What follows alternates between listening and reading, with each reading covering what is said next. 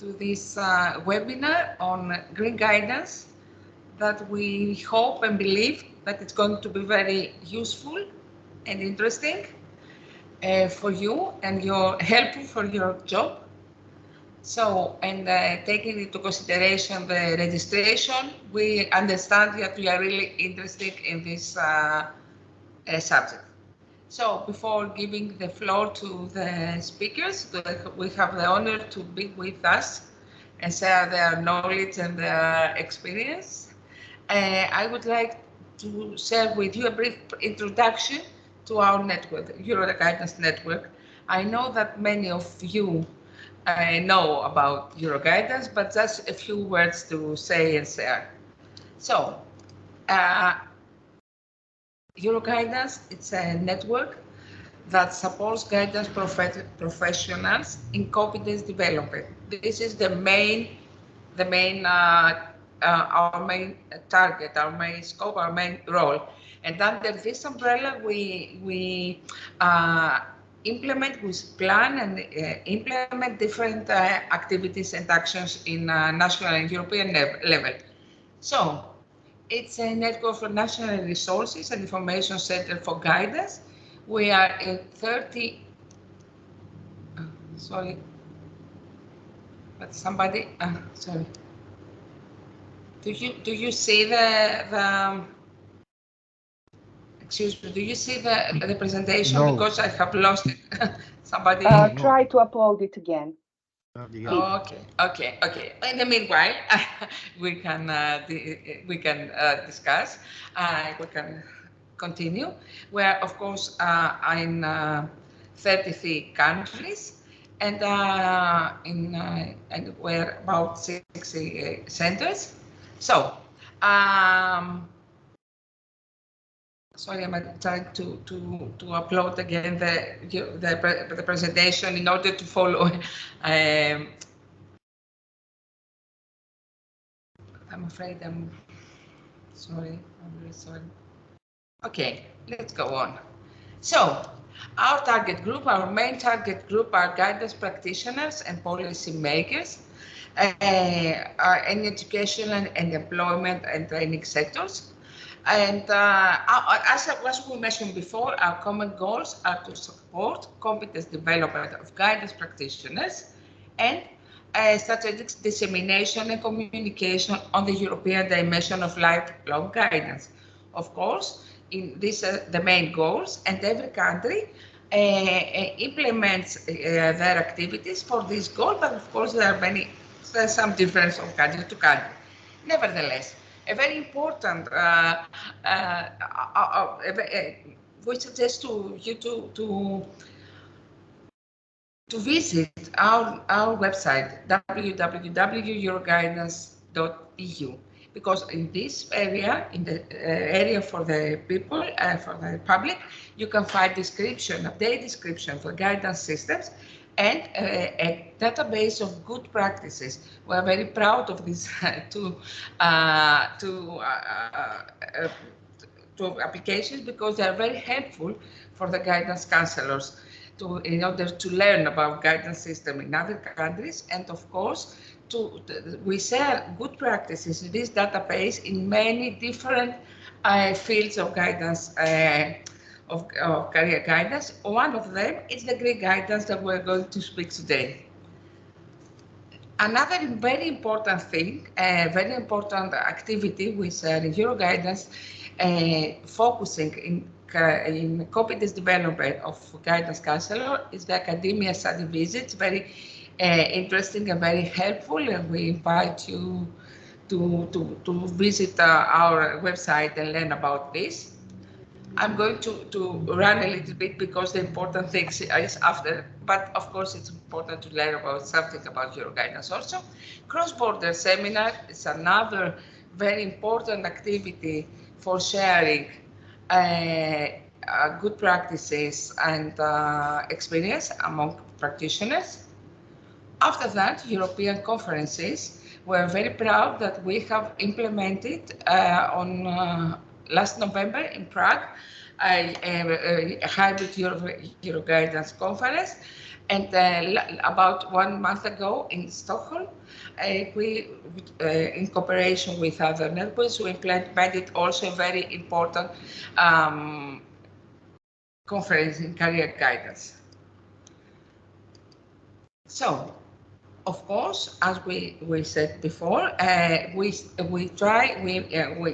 develop tools and resources because it's very important to share the knowledge with our guidance community.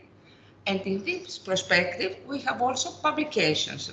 You see here, these 3 publications: Inside Magazine, Euroguidance Highlights, a monthly newsletter, in order to share with the guidance community around Europe our practices, our activities, not only to promote the network, but to share and cooperate among between us in order to promote the competence development of everyone.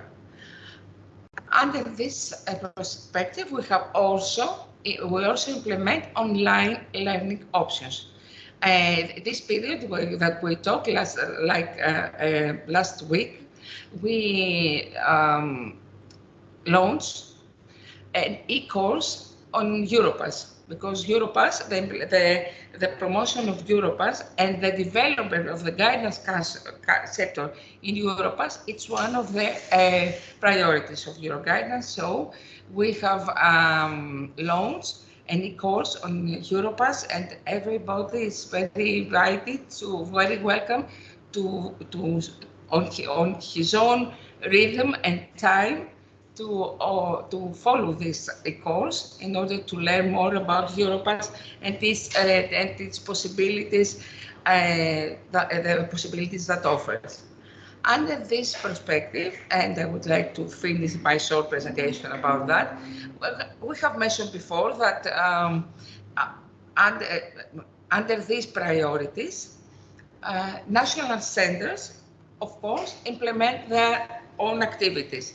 And I would like to share a Greek practice on Greek guidance. It's the subject of today's seminar, it's this one, that we have developed in our national portal for career guidance in Greece. And it's a whole page about green transition.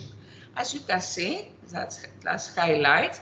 We have information about green jobs in Greece, skills for green jobs, environmental education centers that are focused in environmental education, green career, like green jobs in Greece, EU policies, of course, for green transition, and European Training Foundation. We're very proud of this page because it's new. We didn't have something like that in Greece before. And it's our national database is very highly visited from our guidance counselors. Of course, until now, this information is in Greek. So everybody who knows Greek, of course, can visit it. But we're planning to translate it in English. So we will let you know as soon as it happens. This is us, this is Euroguidance, and we're looking forward to exchanging, cooperating with you, and we are planning to organize such kind of webinars like that, because it's very important for our network, for our networking, and for the competence development. And now I would like to give the floor to Professor Tristan Hurley, who is leading international researcher and writer focusing on career and career guidance. His work explores the relationship between career guidance, technology, and public policy, and he is informed by the commitment to social justice and sustainability. He has written 11 books and over 100 articles and reports exploring the topic of career guidance. So we're very happy and honored for Professor Tristan to be with us. So you have the floor. Great. Well, thank you for inviting me. We're just going to try and share some slides. Let's see if that works. There we go.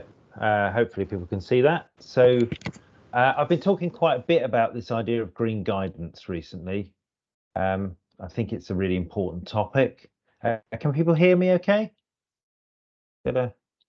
Yes. Yes. Yes. Okay. Very good. well, Thank you. Yeah. Excellent. So yeah, we're talking about this idea of green guidance. I think it's quite a new idea, and it's something which we're still, I think, trying to figure out genuinely what it really means. What does it mean for practice? So what I'm going to try and give today is some ideas around that, and hopefully it will start a conversation, and then you've got a more kind of definite example of practice coming after that. Right. So, I mean, I suppose one of the places that I would start is I'm not really going to spend today arguing about environmental change and whether it's happening or not. I think there's a lot of consensus that says it is. And these two pie charts tell us that, you know, climate scientists, the overwhelming majority of climate scientists believe that climate change caused by human beings is real. Now, the public is not fully aware of that. Many people, still the majority of people in the public agree with that, but there's a substantial group who feel that there's a lot of debate about this. Maybe we haven't absolutely decided, and so on. And I suppose where I would start is to say we kind of, yes, we have. We have enough science to base this on. So the question is not, is climate change happening? The question is not really, is this a live debate that people are still trying to figure out? Whether it's happening. The question is, what do we do about it? And of course, there are real debates about that. And I'm not going to try and pretend that it's simple. But I think one of the first things that we might want to be doing as career counsellors is being aware of that reality of climate change as something that's happening, and helping people to think about what that means for themselves, their career, and so on. So there is a kind of growing amount of material and research and resources and ideas around green guidance. And one place I would direct you to look at is the website that I'm involved in, which is called Career Guidance for Social Justice. And we've got quite a few resources that we put on there. But I think there's quite a lot still to do. And so I'm going to try and make it a little bit concrete in this presentation. So, in a sense, one of the questions that we've been talking about in lots of the discussions and presentations and things that I've been doing is, do we need new theories? Do we need new practices, and so on? And I'm not ruling that out, but in a way, what I'm going to argue is that we need to put our green glasses on. We need to think about the things that we do already, think about them somewhat differently, and think about how they might be redeployed to address issues of climate change. So where I would start is where I kind of always start, which is defining career. I think career is how we relate to the world around us. It's how we think about the world.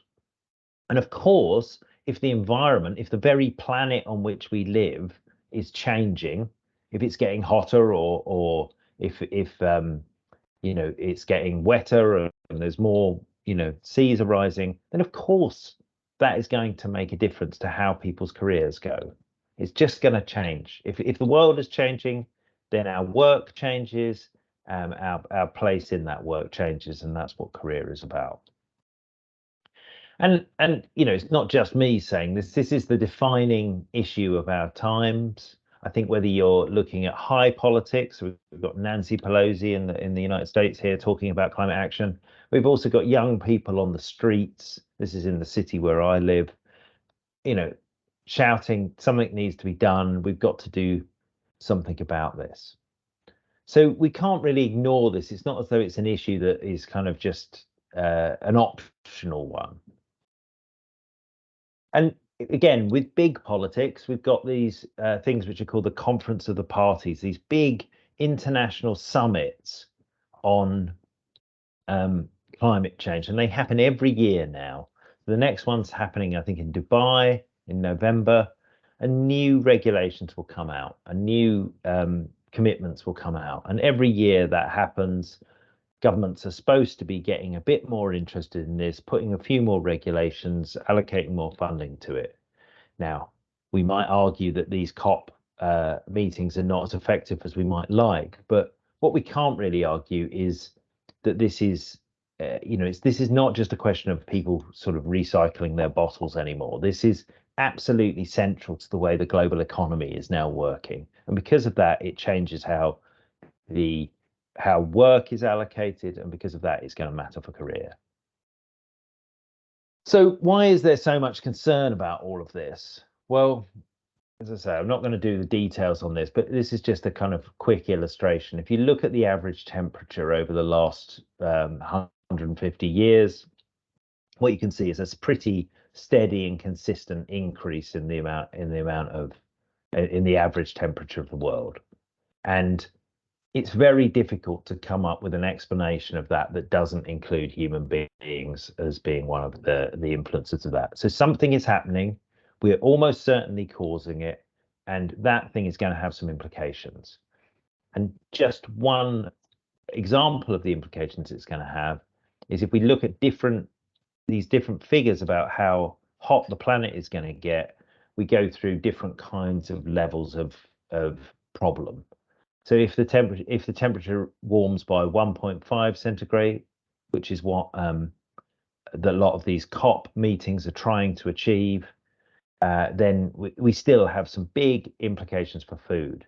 If it hits 2 or 3 or 4, then those implications get much bigger, and we start to see some really very damaging effects to our sort of food infrastructure. And at the moment, we're not on course for hitting the 1.5 degrees.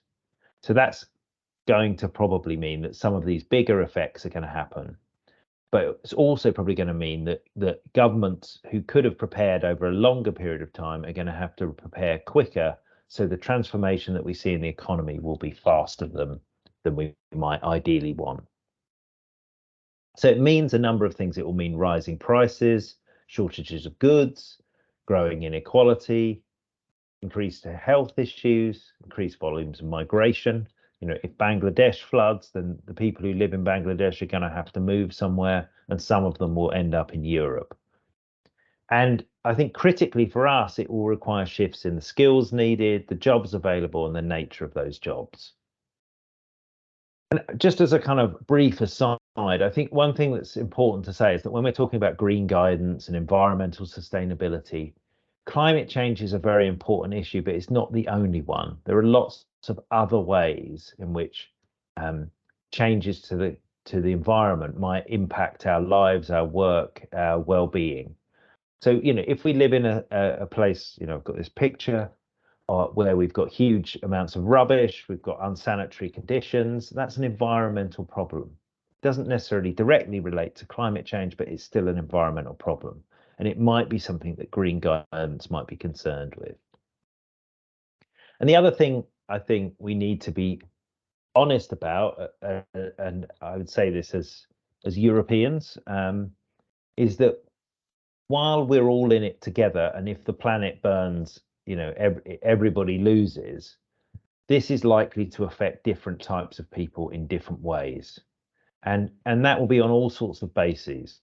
So if you live near the coast, you might experience different negative effects. If you live in very hot countries, you might have experienced very different effects. But what is undoubtedly true is that rich people and rich countries will have greater capacity to mitigate the effects of climate change than poorer countries. And so we need to think about that as well. And of course, one of the things that I think we're very committed to in career guidance, or certainly I would advise as being very important for career guidance, is working closely with employers.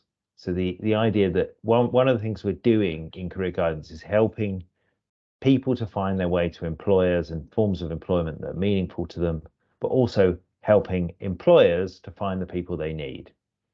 But the problem is, in this story, some of the bad guys are undoubtedly some of the big employers, so particularly fossil fuel companies. And so this raises some questions about how we relate to these people who naturally would be our allies in terms of career development.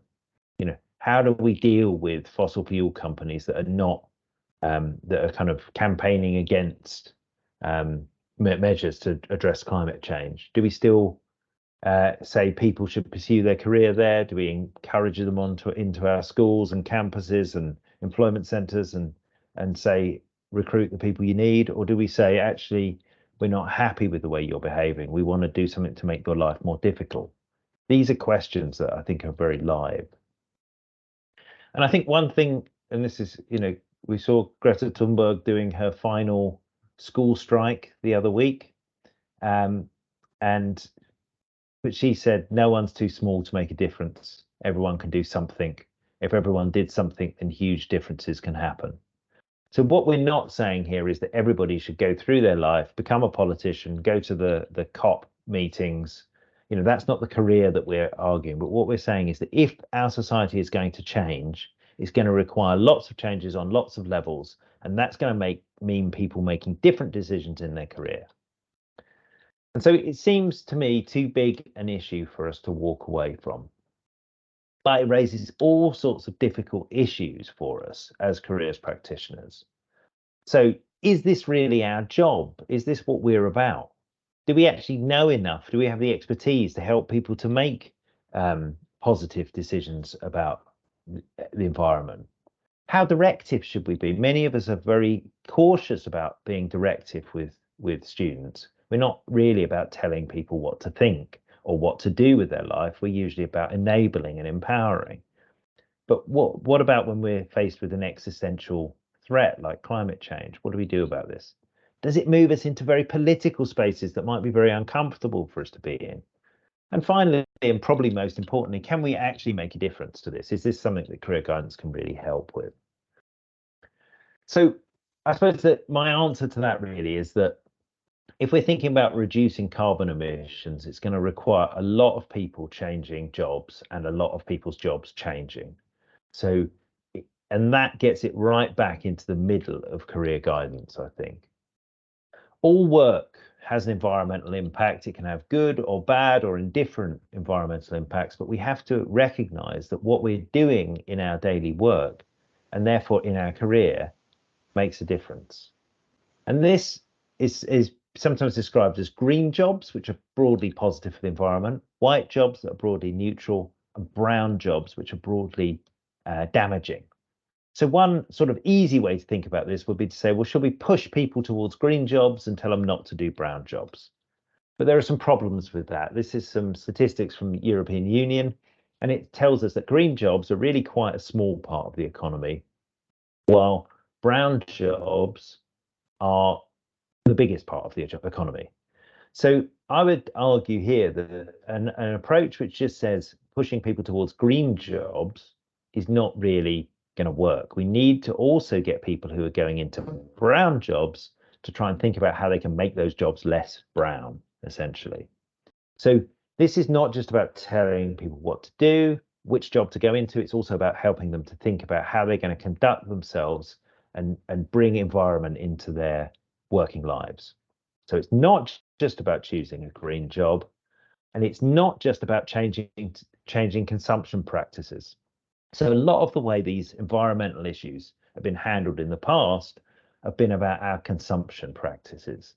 So buy less things, recycle more, travel less, use less fuel, switch to an electric car. But what I think increasingly modern approaches to this recognize that there are firstly dangers in responsibilizing this, saying this is all about individuals making different choices, when in reality, individuals are not often empowered enough to make different choices that we need government to be involved, we need businesses to be involved. It can't just come down to us. But actually increasingly the focus is on systems, work, employment and production. So you've got various political initiatives like the Green New Deal in America, which talk about systemic approaches to this and to the politics of production. So how do we organize work? How do we organize how things get made? And can we make that less environmentally destructive? And that leads us to ideas around economic transformation and change. And that means that we as careers people have to help people to encounter that world and think about what they're going to do about it. So it raises a range of questions that people will need to address in their thinking. So what kind of work should I do? These are moral questions. Do I understand the environmental implication of my work? Do I have responsibility to try and change the environmental impact of my work and organizations? I would argue these are questions that careers practitioners could be encouraging people to think about. But there are also harder skills questions. Do you actually have the skills you need if you are going to make a positive contribution to the environment? Do you understand the way the green economy is going? And are you training and having the skills in order to do it? And these are definitely things we should be talking about. So we have to think, what do we advise people in green jobs, in white jobs, in brown jobs, and very importantly, also the people who don't have a job, so who are in education or who are currently unemployed, who might be looking for any job, the best job they can find. We need to think about how we talk to each of these people. So let's put our green glasses on and think a little bit about this. So my first thought is a lot of us do things which we might call by different names, but essentially counseling, coaching, one-to-one guidance, these kinds of things. And we go through a process which is probably something like this: clarifying what the client wants, exploring it, evaluating what they need, and action planning. And what I've tried to do in this diagram is to say, well, in each of those stages, we could be raising environmental issues. So we could be saying, you know, are you concerned about the environment? What sort of things is it you want to do, and how might that interact with the environment? We might be talking about how environmental change might shape the opportunities that we're looking for. And then we might want to think about action plans that actually are going to drive people towards making positive environmental changes. And all around this process, where we're introducing these ideas of the environment and green issues as a relevant context for people's career decision making, what we're going to see is more and more clients talking about it. So more and more clients are going to be saying, I'm worried about it. I'm not sure there is a future for me. We're also going to be seeing clients saying, I want to do something positive about the environment. And so we need to be thinking about how we're going to give them some support to make those choices. If we think about careers education as another example in schools, the first thing I think we need to acknowledge is that young people are thinking about these things. They're already aware of them.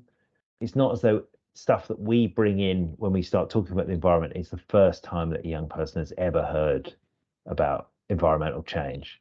There's lots of young people who are already active and engaged in this. So when we talk in schools about careers, we have to talk about the climate, because young people will bring that context. Not all young people, but many will bring that context, and they will say, I don't know what to do because I don't think there will be a future for me.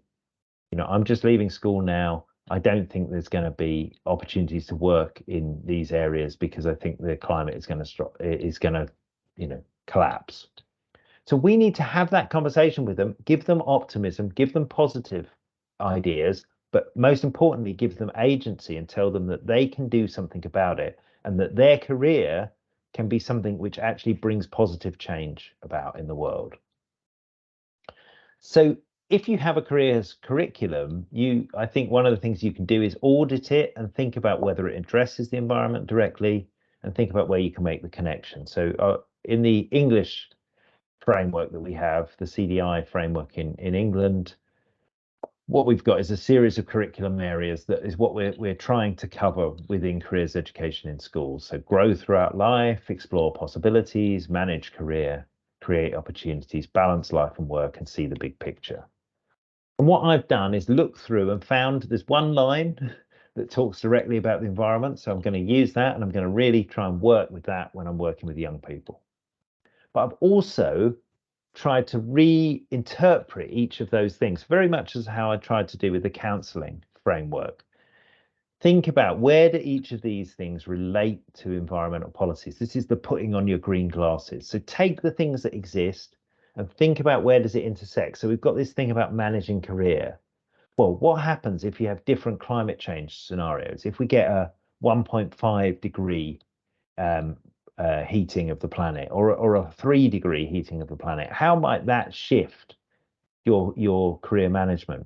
What sort of careers are going to be most likely and most successful to be able to make a go of it? You know, very crudely, there are going to be more opportunities in renewable energy, and there are going to be less opportunities in carbon-based energy. You know, we know that. So we want to be telling that to young people. We want to be helping them to think about it. And as an example activity, just to finish with, what I would do, and it would be to get young people thinking about some of these issues. I would set them an activity to think about sectors that they're interested in. So perhaps they might say, well, I'm interested in working in the health sector. And then we get them to identify some key companies. I'd probably have them working in groups to do this. I'd get them to identify some key jobs. And then I'd get them to research, how does this sector impact the climate? And then also, how will climate change impact on this sector? So how this sector impacts the climate will be about thinking, what are the things that this sector does that might make climate change more or less likely? But how will climate change impact on this sector? It may be that the sector doesn't have a big impact on its own, but that a change in the global economy forced by climate change would make a difference to that sector. So again, a depressing one, but we can probably assume that global warming will increase the number of pandemics. Well, that's probably going to increase ultimately the number of people working in health, in drug development, and all of these sorts of things. So we want them to think about that, and we want to give them some sources. I've suggested some sources that are useful for this kind of work, but you probably have got ones in your own country. But we want to get them thinking about labour market information and the labour market, but bringing in the idea of environmental change as a realistic proposition and something that might make a difference. So I've got various references and stuff you can have. The slides will be shared after this session. If you want to contact me, that's my contact details. You can also go to the Adventures in Career Development website, which is my blog, which is probably the best place to go. So finally, I would say climate change and wider environmental issues are becoming increasingly important for our careers. It's not really meaningful to talk to people about their careers without recognizing the changing context of environmental change, and that's going to become more and more the case as we move forwards. A critical approach, I think, linked to wider considerations of social justice, provides us with the best framework for considering these issues. So we need to recognize that it's not going to affect everyone equally, and we need to try and do something to mitigate it for the most vulnerable in society. And I think careers education and guidance provides an important space in which we can get young people and also adults thinking about these environmental issues. So hopefully that gives you a few thoughts to get going on this. I will shut up now and hand back to the chair. Yes, thank you so much, Professor Hooley, for your expert input here in our webinar today. Just to let everyone know, if you have any questions for Professor Hooley, please put them in the chat and we will get back to your questions at the end of the webinar. So don't be shy, please write your questions if you have any, or any comments or thoughts that come up throughout the webinar, please write them in the chat. So thank you again for your presentation, and I'm passing the floor now to Mrs. Jeannette Hammer. Jeannette is a certified educational counselor and a career guidance counselor at the Educational and Career Guidance of Lower Austria, which is part of the Association of Lower Austrian Adult Education Centers. And she will tell you more about her experiences with Green Guidance. So welcome, Jeannette. Thank you, Joke, and a warm welcome to my presentation. I try to share it. So I hope that works. 1 second. So I think you see my slides now. At the beginning, I give you a short introduction of our network. Then I talk about our experience with Green Guidance in practice. And at the end, I give you a view about our conclusion of the limitations and opportunities for our point of view. The project Bildungsberatung Niederösterreich, Education and Career Counseling in Lower Austria. The history of our network is we started 2005 with a pilot phase. Since 2007, we are a funded project by the European Social Fund. And since 2011, we are a network project. We are funded from the Federal Ministry of Education, Science and Research, the European Social Fund, the government of Lower Austria, and the Austrian Chamber of Labour. Our budget are approximately 1 million euros per year, and we made approximately 10,000 consultations per year. Our consultations, our counselings are confidential, free of charge, and provider neutral. And we do our work on 90 locations. We are 26 guidance practitioners. And since 2015, we work with the same 8 organizations in our network.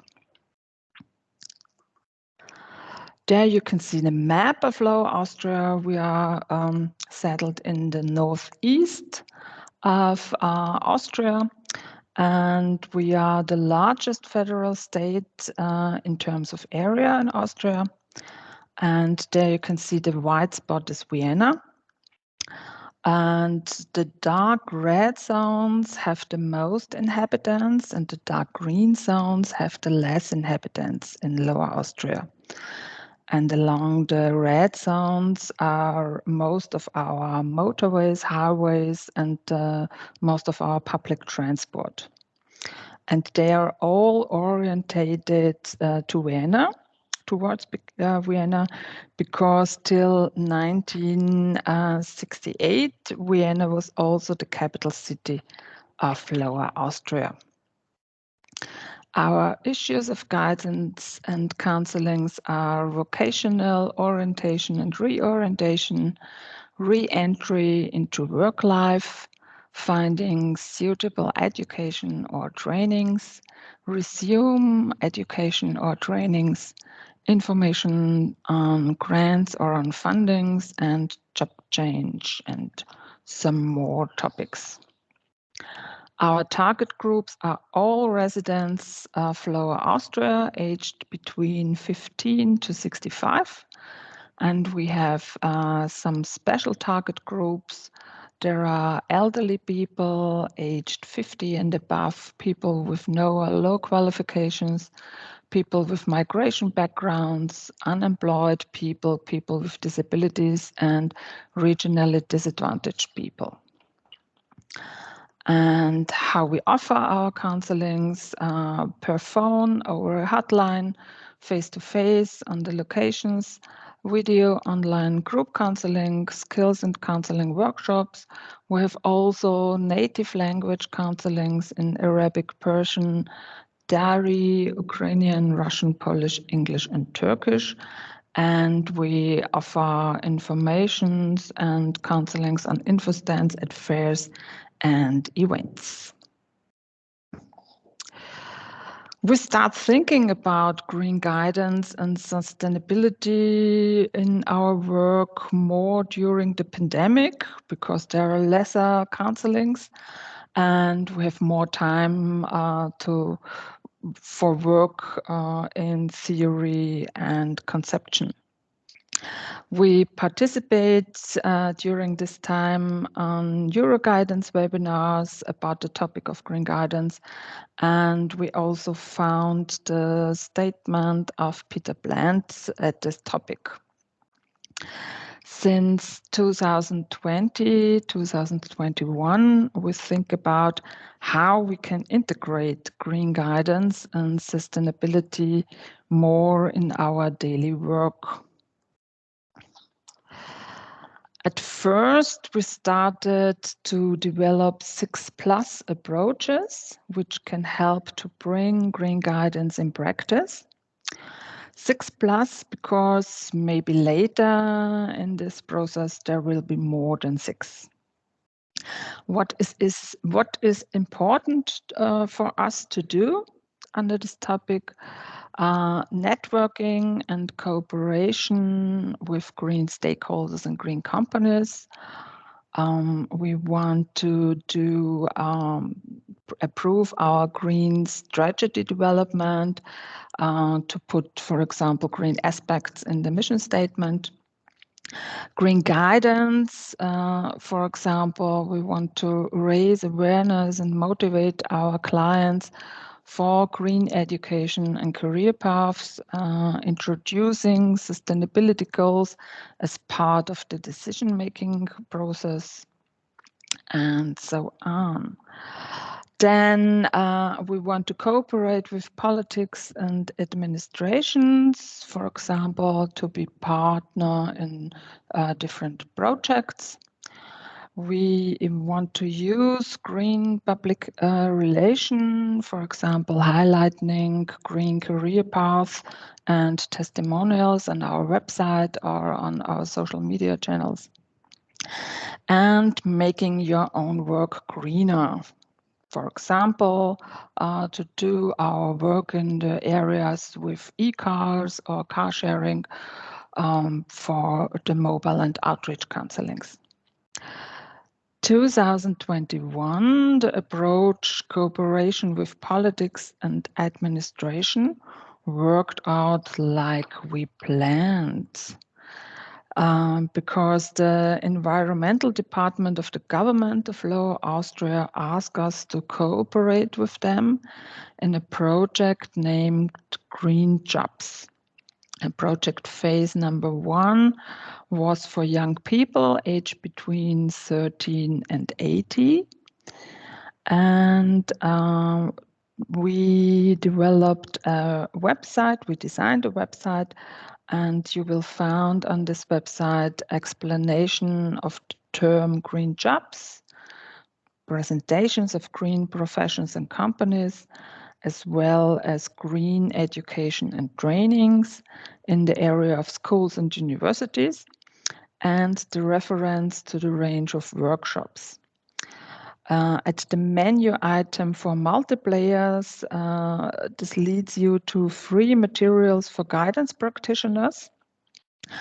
When you work with groups of young people, you find here Kahoot quizzes, screen jobs, playing cards, a Padlet with learning snacks, the link to a YouTube channel, and much more.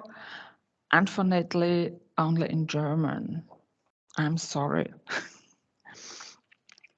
After the work on our 6+ approaches and the project Green Jobs, we formed in our network a working group for green guidance. It consists of guidance practitioners and project managers and starts at the beginning of this year.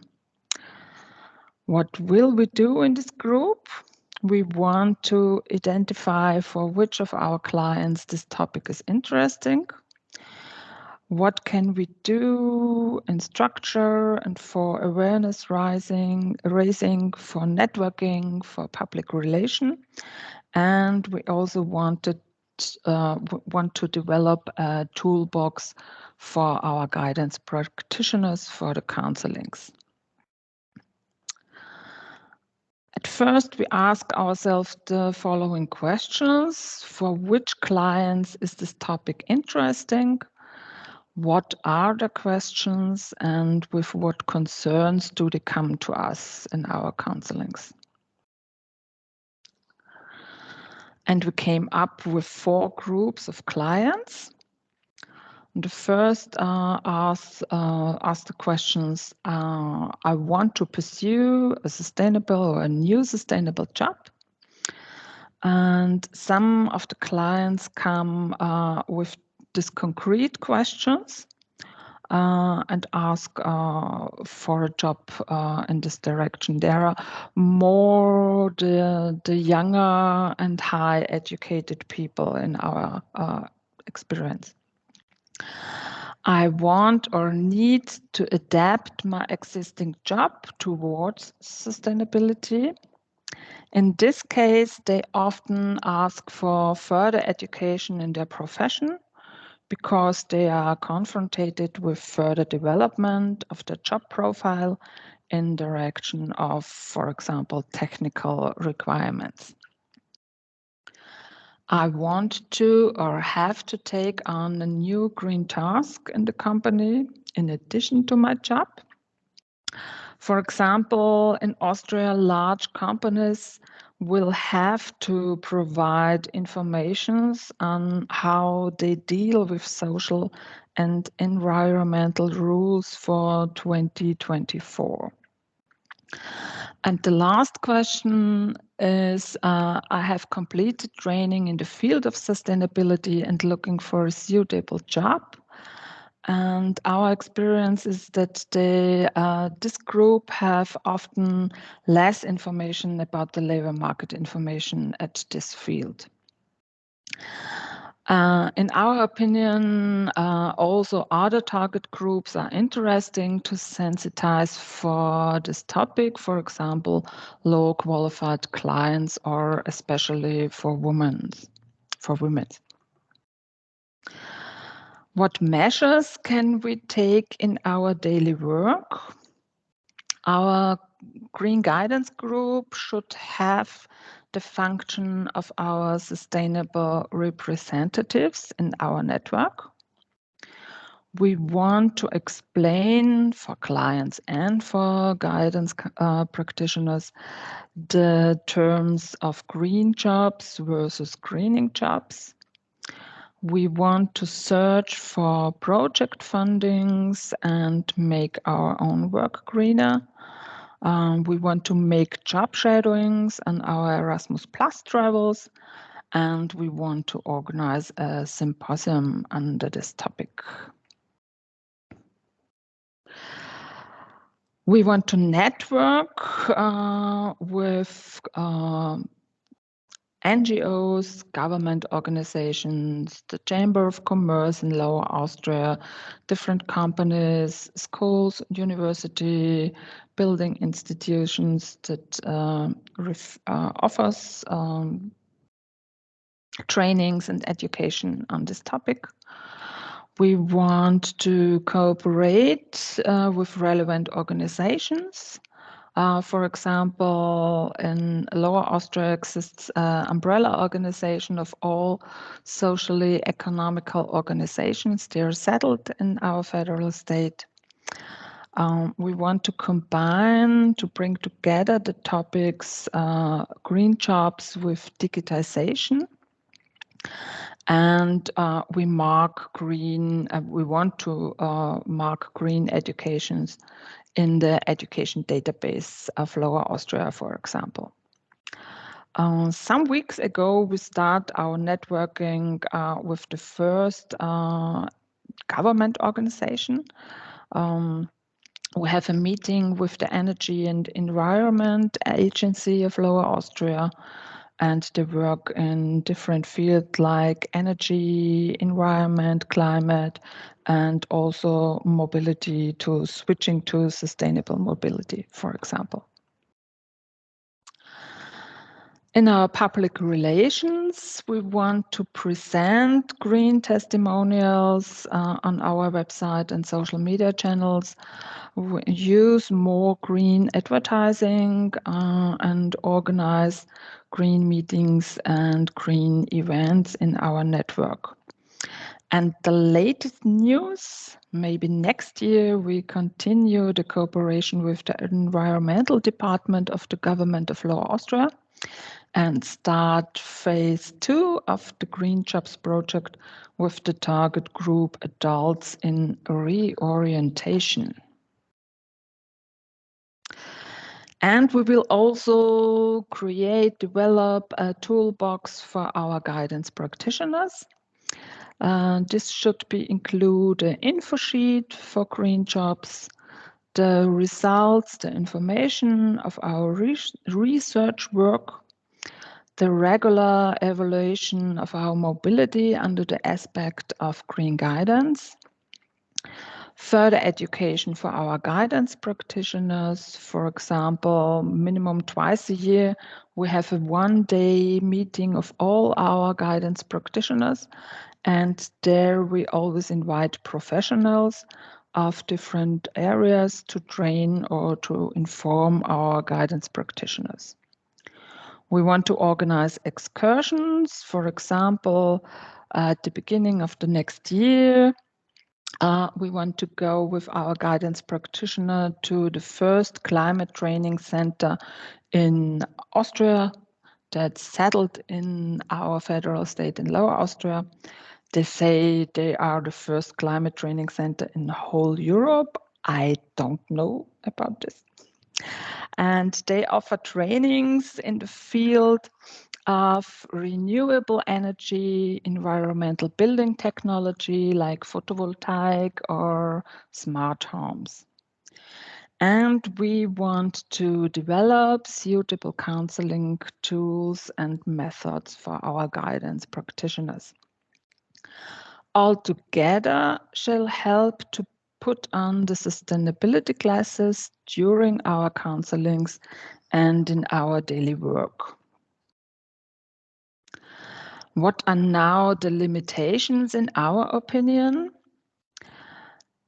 We have always asked us, is the topic relevant in the counseling? There is a need for a clear clarification of the mandate in the counselings. About 80% of our clients only come once to the consultation because we work without obligations. And therefore, we have often not the option to get in a process with the clients.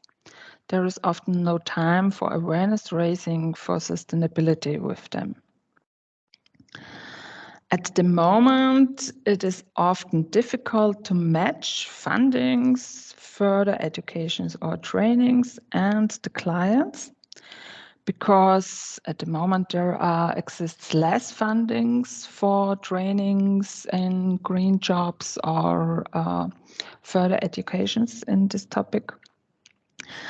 Or the requirements for the education or the training are too high for our clients, or simply our clients have no interests to this topic or haven't now not the skills for this education or training. And under the permission to make our mobility of our guidance practitioner greener, we have the problem with our mobile and outreach counselings in rural areas. Because we are the largest federal state with a lack of public transports in rural areas, at the moment the costs increased for the project and for the guidance practitioner because we drive with our own private cars.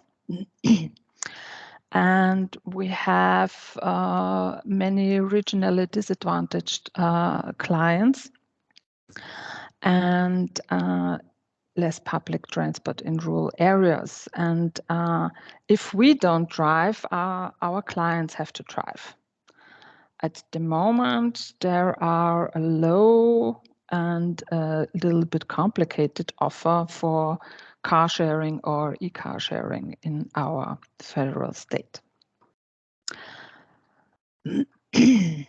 But we also see a lot of opportunities for green guidance, and we hope that some of the problems that currently exists at the system, how fundings, e-car sharing, and so on, will be solved in the near future. And for some clients, the offers will fit, because when they search for a meaningful work, they are looking for work often in the social field.